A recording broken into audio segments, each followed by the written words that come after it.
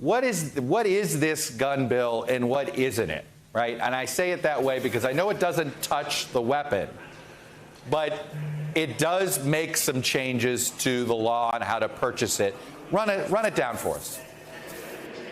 Yeah, Chuck, so we heard from the two top negotiators of this bipartisan deal, Republican Senator John Cornyn and Democratic Senator Chris Murphy, both of them really mirroring each other and saying that this wasn't exactly what each side wanted, but there is bipartisan agreement on these provisions in this bill. It stops short of, obviously, a full-on assault weapons ban or lowering the minimum age, raising the minimum age to be able to buy an assault weapon, but it does come to an agreement on provisions like expanding child and family mental health services, offering incentives for states to implement their own red flag laws.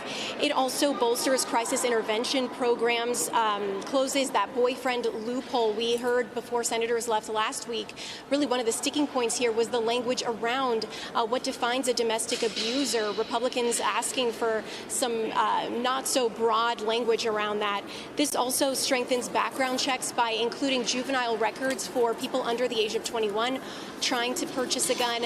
And so there's several things that, like I said, senators didn't get, but there's widespread support for this already. As you mentioned at the top there, this was an initial vote to get the ball rolling on this last night that garnered the support of 14 Republicans. Would have been 15 if Senator Toomey was there for that vote. He was one of the Republicans who originally backed the framework of that bill.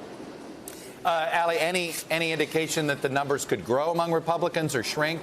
As you know, the NRA came out officially opposed, but I think the NRA is more concerned about looking, worried about other gun groups going to their right. So I don't know how effective their opposition is.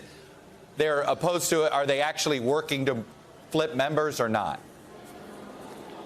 So on the Senate side, we're seeing, Texas Senator John Cornyn talked about this today. He expects that the Republican support for this bill to already be locked in. So that's 14 with only room to grow.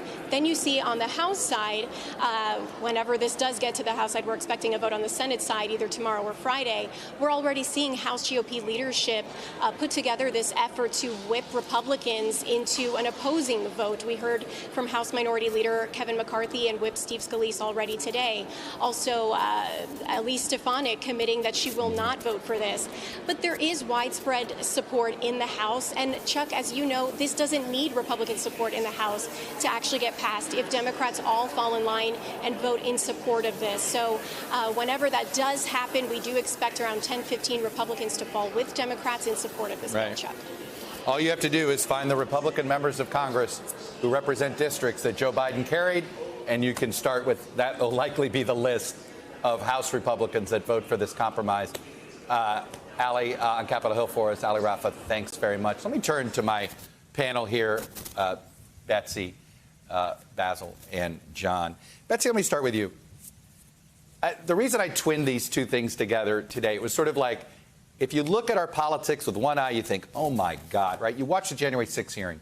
You hear Brad Raffensperger talk about his widowed daughter-in-law's house getting broken into. You hear the horrible things that were done to Shay Moss and her mother and grandmother. And you think, we're a tinderbox. And then I'll be honest, I don't want to be so negative and think that, hey, the fact that they got a gun compromise is not, it's small, it's narrow, it's all the things everybody says. But, so how sick are we? Put us on is our body politic, how unhealthy is it? We're not dead. I guess that's the good news. But how close to death are we? That's a great question. And I think, first, the fact that Congress is so incapable of doing almost anything in an election year, which is every 2 years, is a problem that's only grown more acute with time. Part of the reason and part of the result of that, of course, has been Congress on a host of issues trying to foist its responsibilities to the courts. This is why more and more the decisions that shape American life the most are not made in the Capitol building, but across the street at the Supreme Court and through the executive branch's regulatory function. And of course, the horrible problem with that is that the executive branch and the judicial branch, of course, are wonderful, but they are much less democratically responsive than Capitol Hill is, and then members of Congress are. So when you have Congress just trying to abdicate responsibility to deal with a whole host of issues, in the aggregate, on the whole, it means that the U.S. government is less democratically responsive to voters. The other thing that I think we have to note with this is it also just points to a yawning chasm between House and Senate Republicans, both January 6th and this gun rights bill. January 6th is a great example. You have Kevin McCarthy pushing Liz Cheney out of the Republican Party, and at the same time, Mitch McConnell donating to her reelect. House and Senate Republicans, their leaderships practically can't fit in the same room anymore. Basil and John, best of times, worst of times, right? I feel like you look at, again, if you look at the gun bill and I say, well, maybe this is proof that if you work at something hard enough, or the cynic in me says, if you have two back-to-back tragedies where kids are mutilated and people are targeted for race, then that's how you get Congress back. Well, I'm more the cynic, because I honestly, when I was 12 years old, I was shot by a 14-year-old. And I said then the same thing I can say now. Why does a child have a gun? And this bill doesn't really do anything to answer that question. And I understand that government practices incrementalism. I get that part. But this is the time where we need sweeping legislation. There is nothing in this that closes that iron pipeline. So I am still very skeptical. But I understand that if in an era where very little can get done, and to the earlier point that so much gets pushed off onto the courts, that Congress at least can come together and do one thing that puts a brick in the wall. But the truth is, what we needed was sweeping change, and we didn't get that. But I think what Betsy said responds to what you're saying, which is that if this modest bill can pass, where bipartisan legislation has not passed for years, that's an indication that efforts to go big fail because there is no national consensus on them. This will represent the first national consensus on the need to do some moderation on unlimited gun rights in 30 years. And it is almost unassailable in the sense that because of its modesty, it will be very hard for people to say this is a wild arrogation, wildly unconstitutional arrogation by Congress of individual rights and individual liberties, because it really isn't. You can say whatever you want, but also because 16 Republicans, it's 14 now, but it could be 16 or 17 by the time the bill is passed.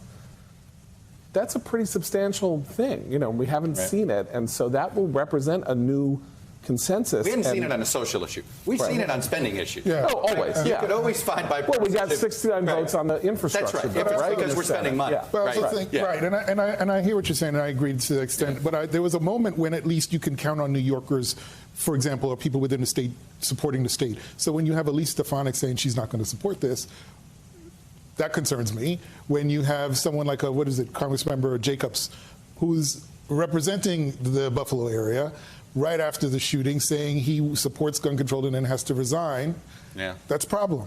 Well, we got a little breaking news on that front, Betsy. And what if I told you that Donald Trump put out a statement calling Cornyn a rhino and saying he's recommending being against this gun bill? Is that a person who just knows who his base is?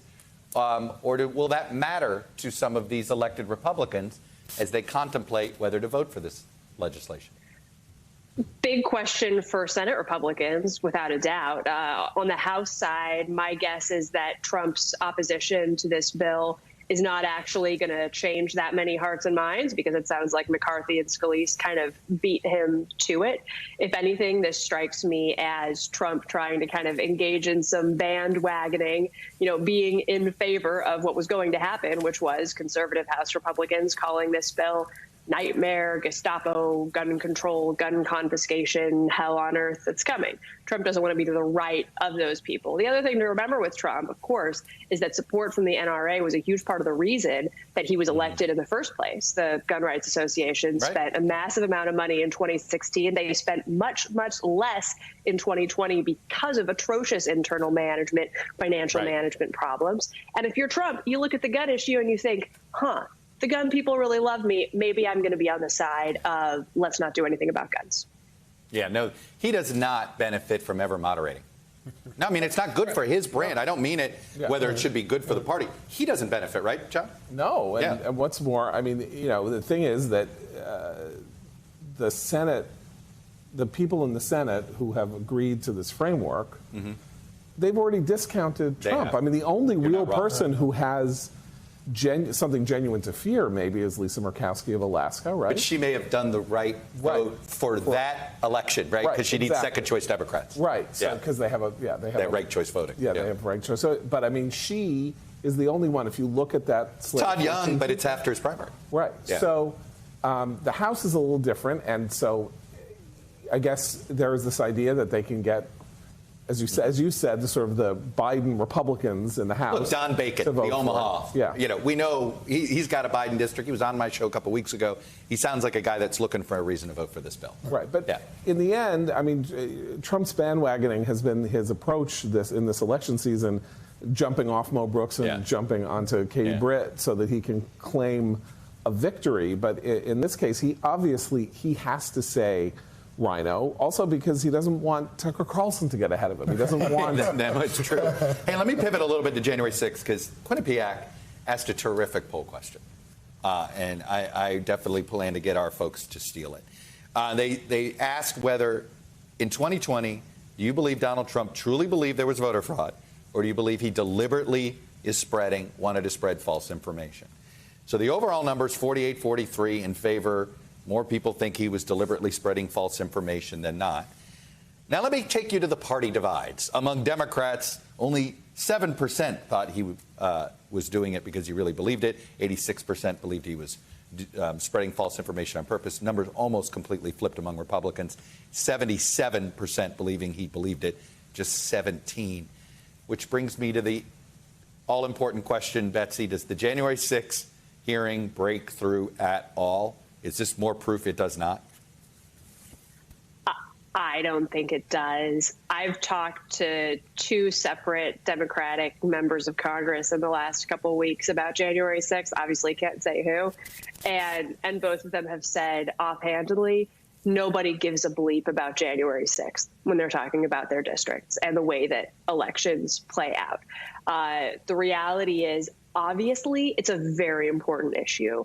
Obviously, like I've been covering this nonstop for the last year. It's important. It's a key part of understanding American history and the democratic trajectory that this country is on. It is also true at the same time, and not at all contradictory, that it's not a top tier voting issue for people who are figuring out who they're going to support during the midterms. Top tier issues are material concerns. How are people paying their mortgages? How much does it cost to get milk and bread? How much does it cost to get gas? Do these hearings result in different electoral outcomes for Democrats? I have yet to see any actual evidence that they do. Very quickly, my measurement is whether Trump's ever the nominee again. Right. That, to me, is success. And here, right now, I would say I'm a conservative. I was skeptical about these hearings on the first night when Liz Cheney said Trump and his people engaged in a 7-point plan to overturn the results of the election. I thought, Trump doesn't do plans. He doesn't count to 7. This is an overreach. I'm going to say this, that as these hearings have progressed, I don't know that they're ever going to get the connective tissue where Trump says, I don't believe I won, but you better do this anyway, which is the thing they need to have the conspiracy so that in his mind, he's not delusionally thinking that he won anyway. I don't think they're going to get that, although who knows with this documentary film footage that has now been subpoenaed, but they are getting closer to laying out a circumstantial case than I, as somebody who has granularly followed this from the minute that it happened, than I thought they would, and I think it is going to have a corrosive effect on Trump even though people on the right don't really want to pay that much attention. It can damage Trump, not Trumpism, very quickly. Merrick Garland, how hard is his life going to become? Oh, incredibly difficult. But, the committee has given him everything that he needs. Problem is, and this is where, let's go back to this issue. One of the reasons that Democrats feel like this is a great civics lesson, but what's going to come of it is there real accountability. Merrick Garland doesn't act and really push forward, and Democrats don't feel like he's that engaged. It's a problem. Look, I don't want to repeat it, but if you haven't read the Jack Goldsmith op-ed in the New York Times that sort of goes through the should he or shouldn't he on Merrick Garland, just read it. It's a very compelling argument. I'm not sure where I land yet, but it is worth your time. Basil, Mike, and Betsy, thank you all. Ed, and J-Pod, of course. Thanks for watching our YouTube channel. Follow today's top stories and breaking news by downloading the NBC News app.